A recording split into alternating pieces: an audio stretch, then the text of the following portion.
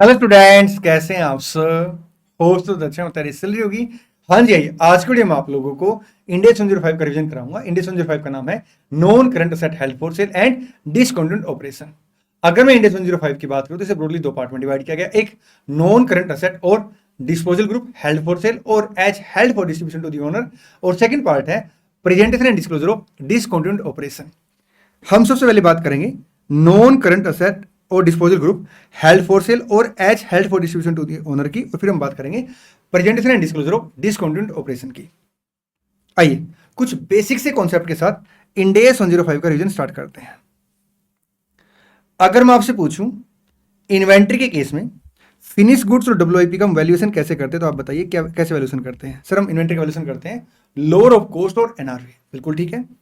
हम इन्वेंट्री के केस में कोस्ट का कंपैरिजन एनआरवी के साथ क्यों करते हैं? सर हम कोस्ट का कंपैरिजन एनआरवी के साथ इसलिए करते हैं क्योंकि अल्टीमेट इन्वेंट्री को लेके जो हमारा ऑब्जेक्टिव होता है वो उसे सेल करना होता है, और जब वो सेल हो जाएगी तो हमारी जेब में जो पैसे आएंगे वो एनआरवी के बराबर आएंगे, नेट सेलिंग प्राइस के बराबर आएंगे। बिल्कुल ठीक है। प्रॉपर्टी प्लांट एंड इक्विपमेंट के केस में हम डेप्रिसिएशन क्यों चार्ज करते हैं? सर हम जो बुक्स ऑफ अकाउंट बनाते हैं वो एक्चुअल कॉन्सेप्ट के तहत बनाते हैं, और प्रॉपर्टी प्लांट एंड इक्विपमेंट को लेके जो हमारा ऑब्जेक्टिव होता है वो ऑब्जेक्टिव होता है उसे यूज करना।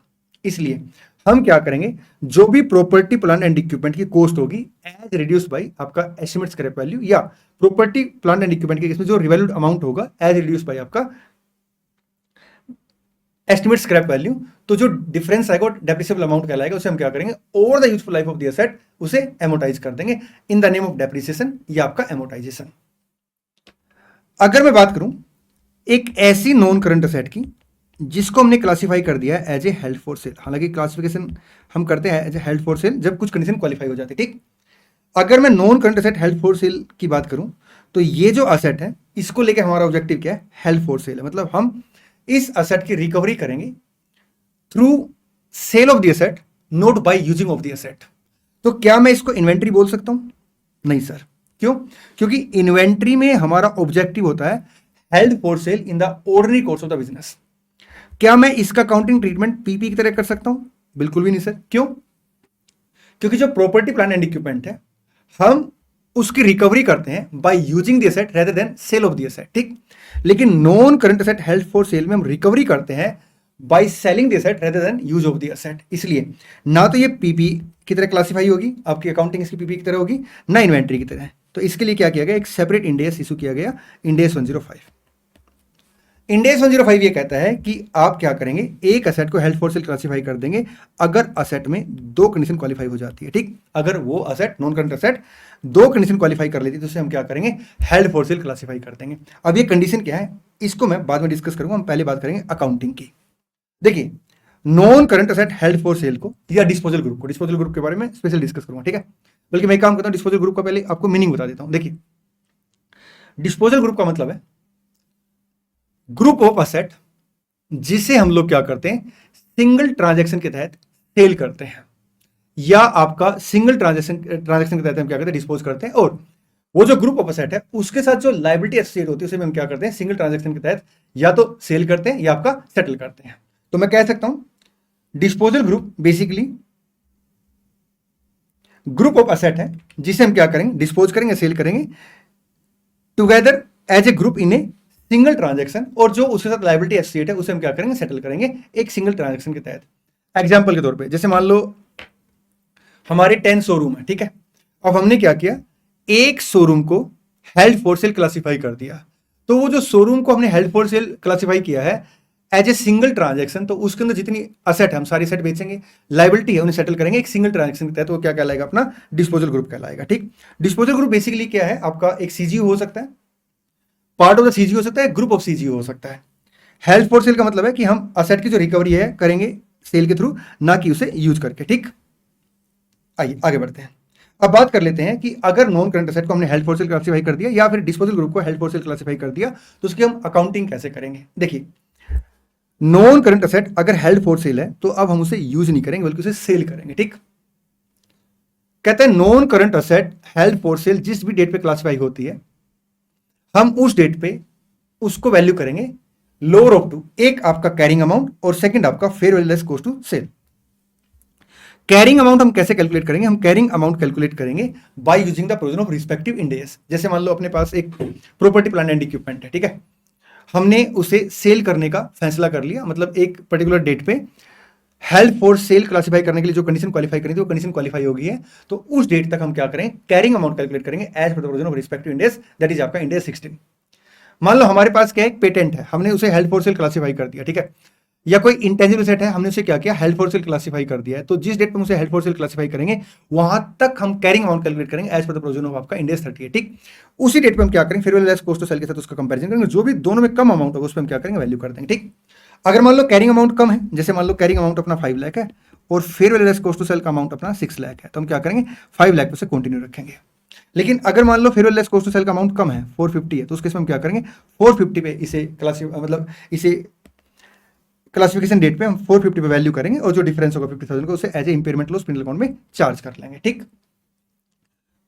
जब हम नॉन करंट असेट को हेल्ड फॉर सेल क्लासिफाई करेंगे तो उस डेट के बाद डेप्रिसिएशन लगना बंद हो जाएगा। सर डेप्रिसिएशन लगना बंद क्यों हो जाएगा? डेप्रिसिएशन लगना इसलिए बंद हो जाएगा क्योंकि अब हम असेट को क्या करेंगे? सेल करेंगे, ना कि उसे यूज करेंगे, ठीक। डिस्पोजल ग्रुप के अंदर क्या होता है? आपका ग्रुप ऑफ असेट होती है और साथ में लायबिलिटी होती है। कहता है अगर कोई लायबिलिटी एसोसिएट है असेट के साथ, तो हम उस लायबिलिटी के ऊपर अगर कोई फाइनेंस कॉस्ट रिकॉर्ड होनी तो हम फाइनेंस कॉस्ट को कंटिन्यू रिकॉर्ड करेंगे। हम इसलिए ऐसा करते हैं क्योंकि जैसे मान लो एक मेरे पास ना ग्रुप ऑफ असेट है, ठीक है, और मैंने लोन ले रखा है, तो बैंक तो अल्टीमेट मेरे से क्या करेगा? इंटरेस्ट चार्ज करेगा। इसलिए हम लोग क्या करेंगे? अगर लायबिलिटी तो उसके ऊपर इंटरेस्ट कॉस्ट को कंटिन्यू रखेंगे, ठीक। सब्सिक्वेंटली हम इसे कैसे वैल्यू करेंगे? कहता है सब्सिक्वेंटली आप वैल्यू करेंगे fair value less cost to cell पे, और जो भी डिफरेंस होगा उसे क्या करेंगे? पिनल अकाउंट के अंदर लेके जाएंगे। अब यहाँ पे एक दो बातें डिस्कस करते हैं। जैसे मान लो हमने यहाँ पे क्या किया? 450 पे वैल्यू किया, ठीक है, क्योंकि fair value less cost to sell 450 थी।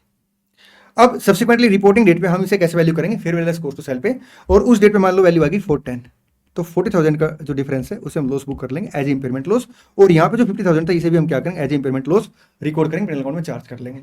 लेकिन मान लो यहाँ पे वैल्यू बढ़ के आ गई, 470 वैल्यू आ गई, तो इस केस में हम क्या करेंगे? 20,000 का इंपेयरमेंट लॉस का रिवर्सल कर लेंगे, मतलब आपका इनकम रिकॉर्ड हो जाएगी, रिवर्सल ऑफ इंपेयरमेंट लॉस। लेकिन हम reversal of impairment loss maximum उतना रिकॉर्ड करेंगे जितना क्यूमुलेटिवली इंपेयरमेंट लॉस उस असेट के अगेंस्ट रिकॉर्ड हुआ है। आइए आगे बढ़ते हैं। देखिए क्या होता है, हमारे पास एक आपका डिस्पोजल ग्रुप है, एक सीजीयू है या पार्ट ऑफ द सीजीयू है, वो डिस्पोजल ग्रुप की डेफिनेशन क्वालिफाई कर रहा है, ठीक। अब उसके अंदर क्या है?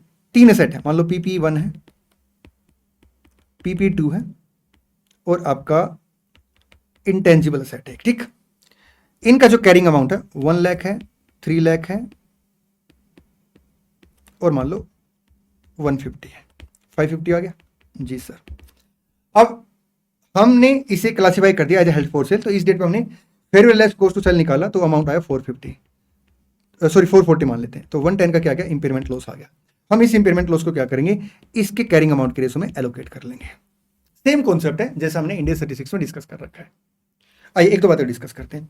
जैसे मान लो अपने पास एक डिस्पोजल ग्रुप है, ठीक है, उसके अंदर एक पीपी है, फिर से एक पीपी है, एक इंटेंजिबल एसेट है अदर देन गुडविल और एक गुडविल है, उसके अंदर कुछ ट्रेड रिसेबल है, उसके अंदर आपका इन्वेंट्री है, ट्रेड पेबल है।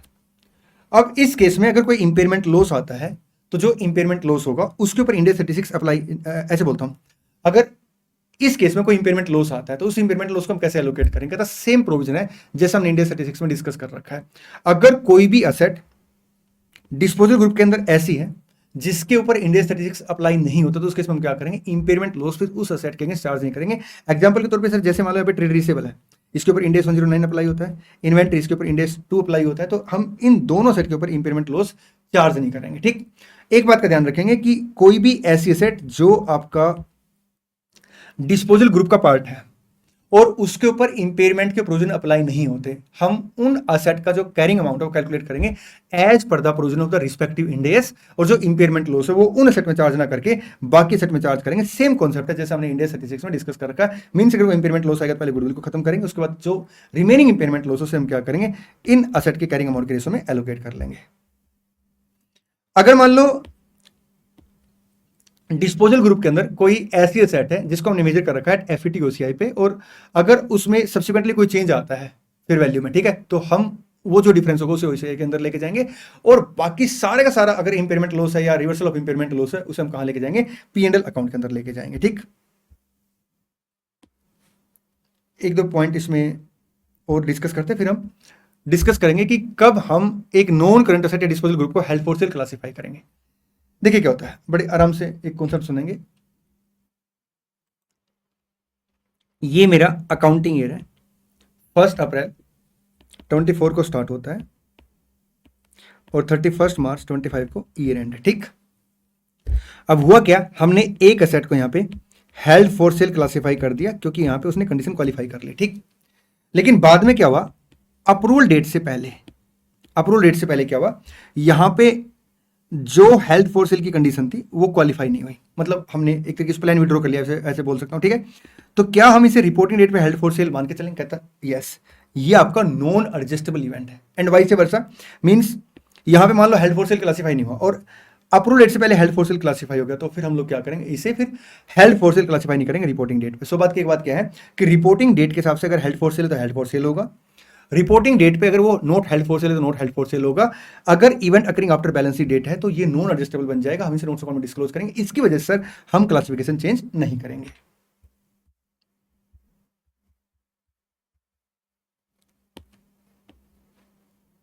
आइए आगे बढ़ते हैं।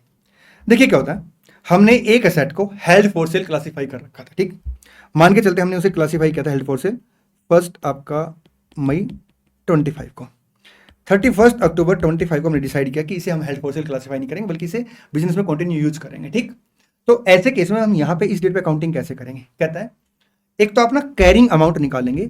अगर हेल्ड फॉर सेल क्लासिफाई नहीं करते तो what would be the carrying amount, जो भी आपका रिस्पेक्टिव डेप्रिसिएशन लगना था, रिवैल्यूएशन होना था, इंपेयरमेंट होना था, उन सारे प्रोविजन को लगा के हम लोग क्या करेंगे, वुड बी कैरिंग अमाउंट निकालेंगे। ठीक, सेकंड, इस डेट पे जो रिकवरेबल अमाउंट होगा, जो भी लोअर अमाउंट होगा, उसके बेस पे हम लोग क्या करेंगे, 31 अक्टूबर को वैल्यू कर देंगे lower of the following two change to plan of sale. आइए अब डिस्कस करते हैं हम एक नॉन करंट एसेट को हेल्ड फॉर सेल कब क्लासिफाई करेंगे। कहता है जिस डेट पे दो कंडीशन क्वालिफाई हो जाएंगी। पहली कंडीशन है वो जो एसेट है ना वो आपका प्रेजेंट कंडीशन में इमीडिएट सेल के लिए अवेलेबल होनी चाहिए, और सेकंड कंडीशन है sale must be highly probable, sale must be highly probable. आइए पहले कंडीशन 1 डिस्कस करते हैं, available for immediate sale in the present condition. इसका मतलब है कि जो नॉन करंट एसेट है ना वो प्रेजेंट कंडीशन में इमीडिएटली सेल के लिए अवेलेबल होनी चाहिए। एक दो एग्जांपल डिस्कस करते हैं। हमारे पास एक बिल्डिंग है, ठीक, हमने उसे बेचने का फैसला कर लिया, आज हमने उसे बेचने का, सेल करने का फैसला कर लिया, डिसीजन ले लिया, तो क्या मैं उसे प्रेजेंट कंडीशन में अवेलेबल फॉर सेल मानूंगा? मान के चलते कि जो बिल्डिंग है उस पर रिपेयर होनी है अभी, और अगर हम उस पर रिपेयर कराते हैं तो हमें पैसे ज्यादा मिलेंगे, तो हमने डिसाइड किया कि हम इसे बेचेंगे, आज से ही बेचना स्टार्ट कर देंगे, लेकिन अल्टीमेट हम सेल करेंगे जब इसके ऊपर रिपेयर हो जाएगी। तो ऐसे केस में जब तक रिपेयर कंप्लीट नहीं होगी हम उसे प्रेजेंट कंडीशन में अवेलेबल फॉर सेल नहीं मान के चलेंगे। इसी एग्जांपल को थोड़ा सा चेंज करता हूं। हमें पता है कि अगर हम बिल्डिंग को रिपेयर करा के बेचेंगे तो हमें पैसे ज्यादा मिलेंगे, लेकिन हमें रिपेयर ही नहीं करानी, हमें पैसे ही कम चाहिए, तो फिर वो इमीडिएट अवेलेबल फॉर सेल है प्रेजेंट कंडीशन में। आइए एक दो एग्जांपल और डिस्कस करते हैं। कहते हैं अगर कोई नॉन करंट एसेट है आप उसे डिस्टेंस फ्यूचर में बेचेंगे, मतलब आज नहीं बेचेंगे, तो फिर उस केस में हम लोग क्या करेंगे, उसे immediate sale in present condition नहीं मान के चलेंगे। ठीक, कहते हैं अगर असेट ऐसी है उसके साथ ना कुछ कस्टमरी प्रैक्टिस है वो आपको फॉलो करनी पड़ेगी, तो हम उसे इमीडिएट अवेलेबल फॉर सेल मान लेंगे। एग्जांपल के तौर पे जैसे मान लो हमने एक बिल्डिंग को रेंट पे दे रखा, ठीक, हमने उसे सेल के लिए अवेलेबल करा दिया, लेकिन हमें उससे पहले क्या करना पड़ेगा, टेनेंसी से खाली कराना पड़ेगा, तभी तो रजिस्ट्री वगैरह हम कराएंगे। ठीक, तो ये कस्टमरी प्रैक्टिस है, कस्टमरी कंडीशन इसके साथ अटैच है, तो हम लोग उसे इमीडिएट अवेलेबल फॉर सेल मान के चलेंगे। अब इस एग्जाम्पल थोड़े फैक्ट चेंज करता हूं। मान लो हमने एक बिल्डिंग को रेंट पे दे रखा है और टेनेंट के साथ हमारी टर्म्स ये डिसाइड हो रखी है कि हम अगर बिल्डिंग बेचना चाहते हैं हम तभी बेच पाएंगे जब टेनेंट को दूसरी बिल्डिंग अवेलेबल करा देंगे। तो ऐसे केस में कस्टमरी प्रैक्टिस नहीं है, जब तक दूसरी बिल्डिंग हम उसको अवेलेबल नहीं करा देते तब तक उसे इमीडिएट अवेलेबल फॉर सेल नहीं मान के चलेंगे। कई बार क्या होता है, जैसे मान लो हमने एक मशीन को बेचने का फैसला कर लिया, लेकिन हमारे पास ना कुछ पेंडिंग ऑर्डर है और हमें वो पेंडिंग ऑर्डर फुलफिल करने, तो जब तक वो पेंडिंग ऑर्डर फुलफिल नहीं होंगे, प्रोडक्शन नहीं होगा, तब तक हम उसे इमीडिएट अवेलेबल फॉर सेल नहीं मान के चलेंगे। मेरे प्यारे प्यारे दोस्तों, मेरे प्यारे प्यारे बच्चों, ये कुछ थ्योरेटिकल कॉन्सेप्ट मैं आपको इतनी डिटेल में इसलिए करा रहा हूँ क्योंकि अब आपके एग्जाम में ना एमसीक्यू आते हैं, और रिवीजन वीडियो में भी मेरी पूरी ट्राई होती है कि मैं आपको 100% कॉन्सेप्ट कवर कराऊं, सो दैट आपके एमसीक्यू भी अच्छे से कवर हो जाए। आइए आगे बढ़ते हैं। सेकंड कंडीशन है, जो सेल है वो हाईली प्रोबेबल होनी चाहिए। देखिए, प्रोबेबल का मतलब होता है मोर लाइकली देन नॉट।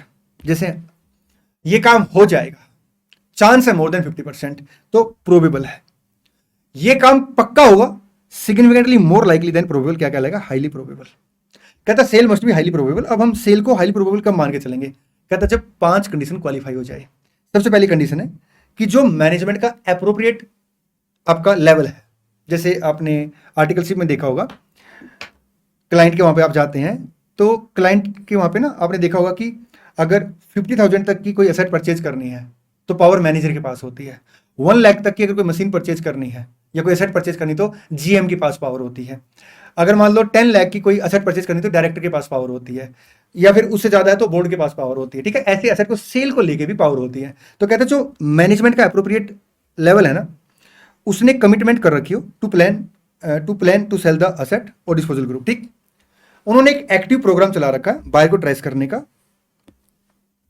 जो एसेट के अगेंस्ट हम पैसे मांग रहे हैं ना, वो आपका वो प्राइस मांग रहे हैं जो फेयर वैल्यू के बराबर है, मतलब रीजनेबल जो भी आपका प्राइस है उसके बराबर, उसके इक्विवेलेंट हम पैसे मांग रहे हैं।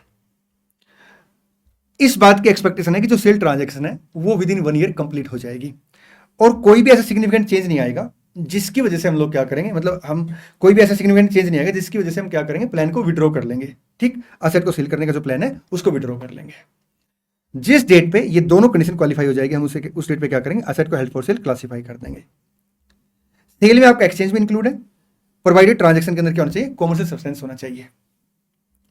कहते हैं अगर मान लो एक सब्सिडरी आपके पास, ठीक, आपने उसे हेल्ड फॉर सेल क्लासिफाई कर दिया क्योंकि ये जो क्राइटेरिया था पूरा हो गया है, तो उस केस में आप क्या करेंगे, सब्सिडरी कंपनी की जो असेट है, लायबिलिटी है, ठीक है, उसे आप नॉन करंट असेट में क्लासिफाई करके दिखाएंगे। कैसे क्लासिफाई करके दिखाएंगे, आइए डिस्कस करते हैं। देखिए, सबसे पहले मैं पॉइंट डिस्कस करता हूं कि अगर हमने नॉन करंट असेट को हेल्ड फॉर सेल क्लासिफाई कर दिया, डिस्पोजल ग्रुप को हेल्ड फॉर सेल क्लासिफाई कर दिया, उसके हम डिस्क्लोजर क्या देंगे बैलेंस शीट के अंदर। सबसे पहले नॉन करंट असेट आएंगे, फिर करंट असेट आएंगे, फिर उसके बाद हम लोग क्या करेंगे, non current asset classified as held for sale दिखाएंगे। ठीक, ऐसे जो आपका अमाउंट है equity in relation to non current asset held for sale, उसे हम क्या करेंगे, अदर इक्विटी के बाद सेपरेट लाइन ऑफ आइटम के रूप में दिखाएंगे। ठीक है, ऐसे जो लायबिलिटी एसोसिएट है non current asset held for sale के रिगार्ड में, उसे हम क्या करेंगे, सेपरेट लाइन के रूप में दिखाएंगे।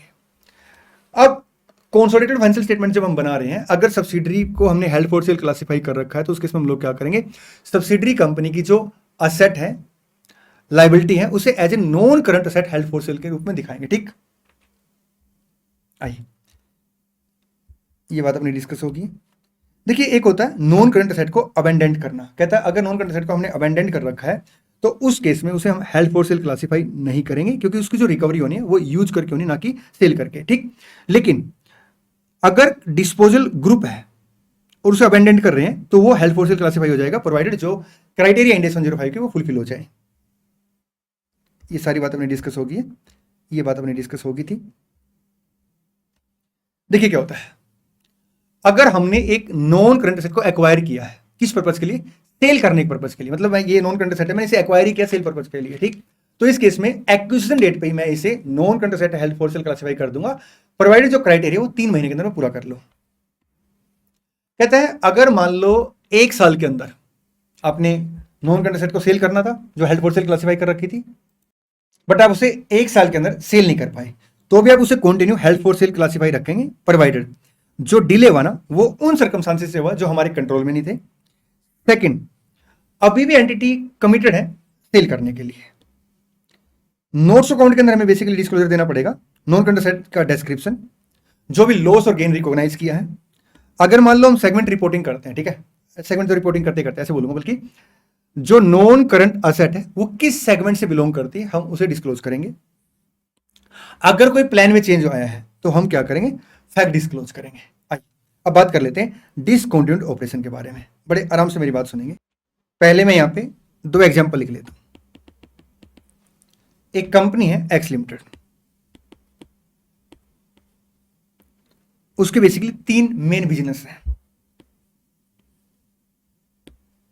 एक तो उसका होटल का बिजनेस है, सेकंड वो कार का मैन्युफैक्चर करती है एंड सेल करती है, और थर्ड लैपटॉप सेल करती है। एक एग्जांपल हो गया। एग्जांपल नंबर 2, एक कंपनी है वाई लिमिटेड, वो बेसिकली 3 प्रोडक्ट बनाती है। 3 मेन प्रोडक्ट है उसके, प्रोडक्ट ए, प्रोडक्ट बी और प्रोडक्ट सी, ठीक। और जो ये 3 प्रोडक्ट बनाती है, ये वो 2 अलग अलग लोकेशन से बनाती है, लोकेशन ए से और लोकेशन बी से, ठीक। कहते हैं डिसकंटिन्यूड ऑपरेशन बेसिकली एंटिटी का एक ऐसा कंपोनेंट है, एंटिटी का बेसिकली एक ऐसा कंपोनेंट है जिसे या तो डिस्पोज कर दिया है, जैसे मान लो यहां पे हमने क्या किया, होटल को बंद कर दिया है, जो होटल बिजनेस है उसे बंद कर दिया, ठीक, या उसे हेल्ड फॉर सेल क्लासिफाई कर लिया, या उसे अबेंडेंट कर दिया, ठीक। एंड मतलब एंटिटी का एक ऐसा कंपोनेंट, एंटिटी के ऑपरेशन का एक ऐसा कंपोनेंट जिसे हमने क्या किया, या तो बंद कर चुके हैं, या हेल्ड फॉर सेल क्लासिफाई कर दिया है, या फिर आपका अबेंडेंट हो चुका है। एंड वो क्या है, रिप्रेजेंट करता है a separate line of business, separate major line of business, जैसे यहां पे अलग बिजनेस है बिल्कुल, ठीक। और ज्योग्राफिकल एरिया ऑफ ऑपरेशन, जैसे मान लो हमने क्या किया, लोकेशन ए पे जो हम प्रोडक्ट बनाते हैं, इस लोकेशन ए को हमने बंद कर दिया, ये अपने आप में क्या हो गया, ज्योग्राफिकल एरिया ऑफ ऑपरेशन हो गया, ठीक। या फिर वो पार्ट है single coordinate plan to dispose of a separate major line of business और ज्योग्राफिकल एरिया ऑफ ऑपरेशन, या हमने सब्सिडरी को एक्वायर किया है with the objective of exclusively sale, ठीक। कंपोनेंट ऑफ एंटिटी, यहां पे हम बोलेंगे एक एंटिटी का ऐसा कंपोनेंट जो कंप्राइजेज है ऑपरेशन एंड कैश फ्लो, जिसके ऑपरेशन और कैश फ्लो क्लियरली डिस्टिंक्ट है फाइनेंशियल और ऑपरेशनली रिपोर्टिंग पर्पज के लिए रेस्ट ऑफ एंटिटी से। हम कह सकते हैं एक तरीके से कि कंपोनेंट बेसिकली एंटिटी का एक सीजीयू है, जब हम उसे यूज कर रहे थे एज ए सीजीयू यूज कर रहे, ठीक। फिर से मेरी बात सुनना, डिसकंटिन्यूड ऑपरेशन का मतलब है एंटिटी ने क्या किया है, एक बिजनेस का ऐसा कंपोनेंट जो कि ऑपरेटिंग पर्पज के लिए, फाइनेंशियल पर्पज के लिए अलग से रिपोर्ट होता है, ठीक, जिसके कैश फ्लो और ऑपरेशन डिस्टिंक्ट है रेस्ट ऑफ द एंटिटी से, और हमने उस कंपोनेंट को या तो हेल्ड फॉर सेल क्लासिफाई कर दिया है, या उसे डिस्पोज कर दिया है, या अबेंडेंट कर दिया है, और या तो separate major line of business है, ज्योग्राफिकल एरिया ऑफ ऑपरेशन है, या एक सब्सिडरी जिसे हमने क्या किया, एक्सक्लूसिवली सेल पर्पज के लिए एक्वायर किया, या फिर वो पार्ट है सिंगल कोऑर्डिनेट प्लान का to dispose of a separate major line of business और ज्योग्राफिकल एरिया ऑफ ऑपरेशन। अगर डिसकंटिन्यूड ऑपरेशन है तो हम उसे कैसे प्रेजेंट करेंगे, कहते हैं पीएनएल के अंदर हम लोग क्या करेंगे, एक लाइन ऑफ आइटम दिखाएंगे, इनकम मतलब प्रॉफिट और लॉस फ्रॉम डिसकंटिन्यूड ऑपरेशन। जैसे अपना एक यहाँ पे 2 ऑपरेशन कंटिन्यू है, ठीक है, तो हम इनकी सेल दिखाएंगे, इनके खर्चे दिखाएंगे, ठीक, फिर प्रॉफिट फ्रॉम कंटिन्यू ऑपरेशन आ जाएगा, उसके बाद हम लोग क्या करेंगे, डिसकंटिन्यूड ऑपरेशन से जो भी प्रॉफिट और लॉस है उसे दिखाएंगे, ठीक।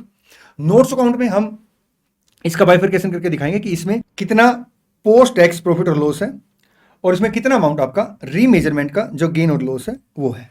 मीन्स हम जो भी असेट और लायबिलिटी है उसे fair value as cost to cell पे मेजर करेंगे, और जो भी रीमेजरमेंट का डिफरेंस है पोस्ट टैक्स उसे दिखाएंगे यहाँ पे, ठीक।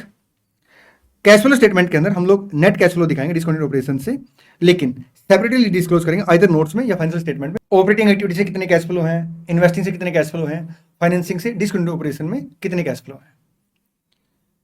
अगर मान लो हम किसी यूनिट को, जैसे मान लो हमने कुछ टेम्परेरी स्टॉपेज कर दिया, ठीक है, बिजनेस का, तो वो आपका डिसकंटिन्यूड ऑपरेशन नहीं कहलाएगा। जैसे मान लो हम सीजनल बिजनेस करते हैं, अब एक सीजन में हम प्रोडक्ट ए बनाते हैं और एक सीजन में हम प्रोडक्ट बी बनाते हैं, तो जिस सीजन में हम प्रोडक्ट ए बनाते हैं प्रोडक्ट बी को स्टॉप करते हैं, तो ये आपका डिसकंटिन्यूड ऑपरेशन नहीं कहलाएगा। ये जो इंड एस है ये अप्लाई नहीं होगा डेफर्ड टैक्स असेट पे, क्योंकि उसके लिए इंड एस 12 है। Asset arising from employ benefit Ind AS 19 apply होगा। Financial asset Ind AS 32, 109 and 107 apply होगा। बायोलॉजिकल असेट जो इंड एस 41 में है, जिसको हम वैल्यू करते fair value less cost to cell पे, बायोलॉजिकल असेट जो इंड एस 41 में कवर है वो इस इंड एस में कवर नहीं होंगी, चाहे हमने उसे हेल्ड फॉर सेल क्लासिफाई क्यों नहीं कर रखा, क्योंकि उसका ऑलरेडी हम वैल्यूएशन कैसे करते हैं fair value less cost to cell पे 41 में कवर होगा, ठीक। Contractual right under insurance contract आपका इंड एस 117 अप्लाई हो जाएगा। चलिए जी, इसी के साथ इंडेस 105 का रिवीजन समाप्त होता है। मिलते हैं नेक्स्ट वीडियो में। Thank you so much. All the best, God bless you.